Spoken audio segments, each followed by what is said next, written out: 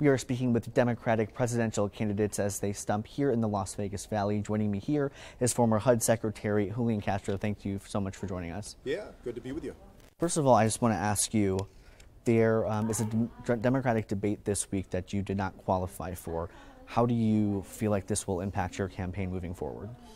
You know, we're working hard to get a strong, positive vision for the future of the country out. And you're right, I'm not going to be on that Democratic debate stage. But look, I think I've influenced and shaped the debate a lot already on issues like immigration. The Democratic field has moved because of the immigration plan that I put out on issues like housing, making sure that everybody has a safe, decent, affordable place to live. And even on issues that people don't want to talk about, like making sure that police departments treat everybody the same, no matter the color of your skin or what neighborhood you live in. So we've shaped the debate of this primary a lot, and I'm going to keep working hard. We have 10 weeks left until the Iowa caucus and about 3 months left until the Nevada caucus. So you are still planning to stay in the race? Absolutely. We're working hard. I'm working hard to get on the December debate. We have our team that's here in Nevada that's organizing, and we're going to try and expand that as well as in Iowa. And we're looking forward also to beyond the first 4 states to Super Tuesday, when my home state of Texas votes and California also votes, Colorado votes. So this is a marathon, and we're prepared for it. When you say, expanding, kind of your campaign, what specifically are you going to try to do to ramp up more support to get a little boost in the polls? We're working on putting more resources into Nevada. We're also, of course, working on endorsements and all of those things that help with summoning support. We're getting out here. I'm going to be out here a lot in Nevada over the next couple of months. I've spent more time as a candidate here in Nevada than any other candidate. So what I believe is, as we get closer to the Nevada caucus and people have a chance to really hunker down and evaluate, think about the candidates, a lot of those folks who haven't made up their minds are going to come in our direction. And there are a lot of people who are still undecided. In your mind, here in Nevada, what is kind of the biggest challenge that you face? Well, I mean, I think the challenge that we face here in Nevada is the challenge that any campaign faces with voters. We have a very fractured field. You have 17 people that are running.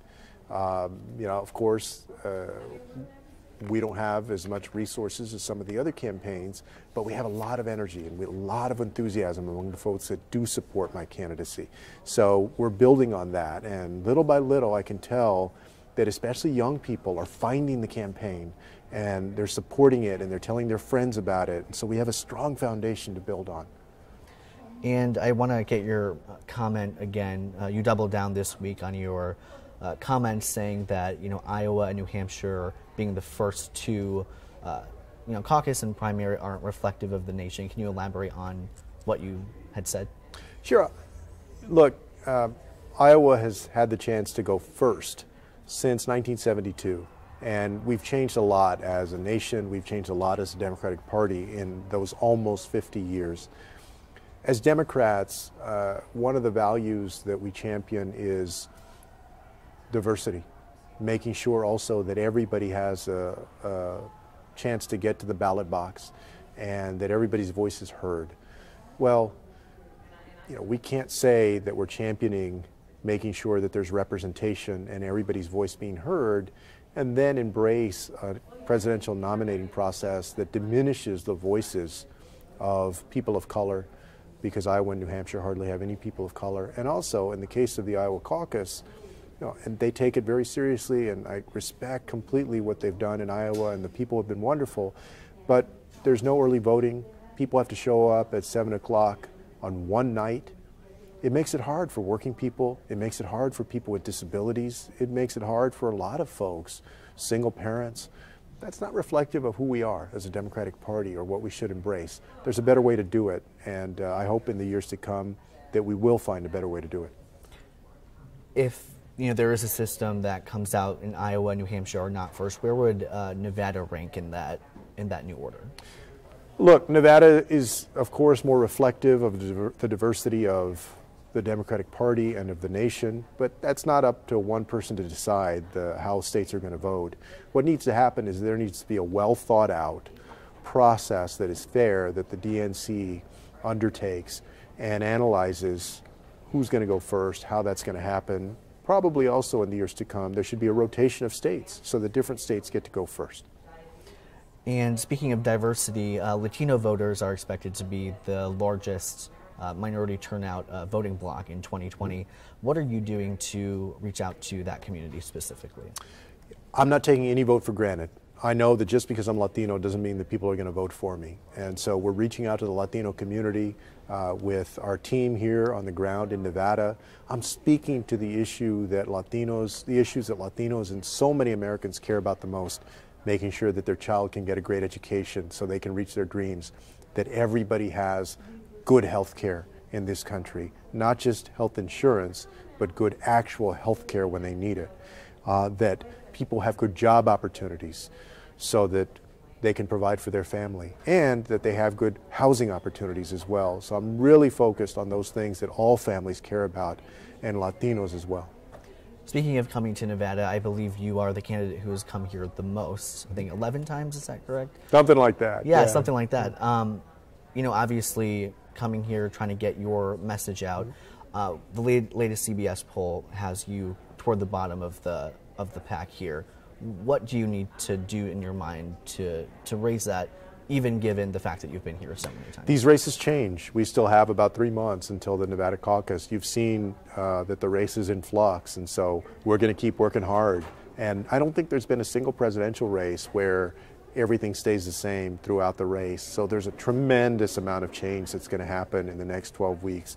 And we're going to be there working and working and working. And really this thing, it feeds on itself. As people see you starting to climb up, then people that would naturally be supportive when they believe that I can then go on and win, that's how it builds on itself. So we're working hard to get there. I want to switch gears a little bit, talk about the developments in D.C. The impeachment hearings have begun. What are some big takeaways that you are taking away from what's happened so far?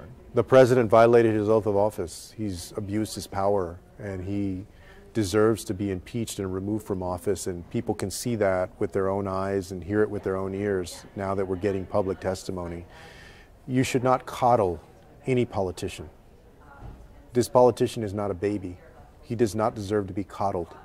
He's a grown man who chose to try and extort another country to do the political dirty work that he wanted done. And that's a clear violation of his oath of office. He should be removed from office, and I'm glad to see that a majority of Americans recognize that. Speaking of Trump, a big sticking point for a lot of Democrats is finding a candidate and backing them who they believe will beat Donald Trump in the general. What makes you believe that you are the best bet for the Democratic Party? I believe that I'm the best bet for the Democratic Party because I offer two paths to win the presidency. Not only going back and getting Michigan, Wisconsin, and Pennsylvania that we lost collectively by less than 80,000 votes, but also going and getting Florida, getting Arizona, and even getting my home state of Texas.